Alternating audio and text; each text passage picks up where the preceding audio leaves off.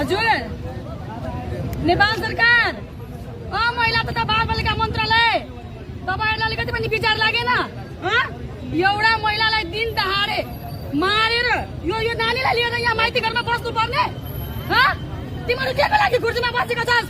तिमीहरू महिलालाई न्याय दिलाउन सक्दैनस् भने कुर्सी खाली गर तिमीहरू, नभए हेर सिंहदरबार हामीहरू खेड्छु। यो बच्चा सानो बच्चा यसले आमा गुमाएको छ, यो बच्चाले न्याय पाउनको लागि माइती घरमा आउनु पर्ने, धर्ना दिनु पर्ने। अब नेपाल अधिराजभरिको महिला अधिकार कर्मीहरू हामी सडकमा उत्रिन्छौँ। एकचोटि होइन, के भइरहेछ यो? पटक पटक एउटा महिलाले यहाँ माइती घरमा आएर धर्ना दिनु पर्ने? नालायक सरकार!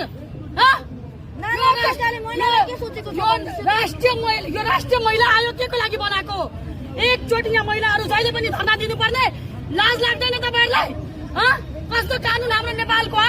यो नाबालक बच्चाले यसको आमा देऊ, किनभने त्यो अपराधीले कानुनी कारबाहीको दायरामा ल्याऊ, नभए हामी नेपाल अधिराजभरि फेरि आगो बाल्छौँ। टायर बालेर हामीहरू सिंहदरबारमा हामीहरू कालो झण्डा लिएर आउँछौँ।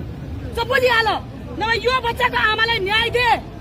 अलिकति पनि तिमीहरूलाई लाज शरम छ भने यो बच्चाको आमालाई न्याय दे। नालायक सरकार तिमीहरू, बच्चा लिएर माइती घरमा बस्नु पर्ने तिमीहरू बेशरमहरू। इज्जत नभएको कतिजना अहिले सविता गौतम, मन्त्रीज्यू, कानून मन्त्रीज्यू सविता गौतम, सुकुम्बासीलाई त दुःख दियौ तिमीहरूले।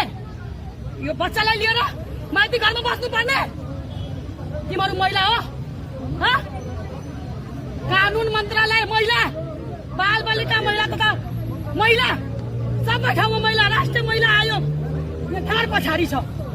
तर महिलाहरू रोडमा जहिले 24 घण्टाभित्र किन तिमीहरू महिलालाई न्याय दिलाउँदैनौ? जो अन्यायमा परेको छ त्यसलाई किन तिमीहरू सजाय दिँदैनौ अपराधीहरूलाई? यो सानो नाबालक बच्चालाई लिएर यहाँ राति बस्ने, 24 घण्टा बस्ने नालायक सरकार तिमीहरू। महिलाहरूलाई जो सरकार आए पनि सब नालायक। महिलाले न्याय पाउँदैन कहिले पनि, जहाँ पनि हिंसा। अहिले पनि सिंहदरबारभित्र गृह मन्त्रालयमा अहिले पनि दर्ता गराएर आएको छु। एउटै मुद्दालाई 7 महिना 8 महिना तिमीहरू काम गर्न सक्दैनस् भने हामी महिलालाई दे कुर्सी चलाउन, पुरै मन्त्रालय चलाएर देखाइदिन्छु। म रबिना खातुन महिला अधिकार कर्मी। नभए यो बच्चाको आमालाई न्याय दे, यो बच्चाको आमालाई न्याय दे। अपराधीहरू तिमीहरूलाई लाज लाग्दैन? यो उहाँबाट यहाँ आएको छ काठमाडौँ न्याय। यस्तो हाम्रो नेपालको कानुन कमजोर, यस्तो कमजोर हाम्रो नेपालको कानुन। यो बच्चालाई दे, यो बच्चाको आमालाई न्याय दे, जहाँबाट पनि नभए अपराधीलाई।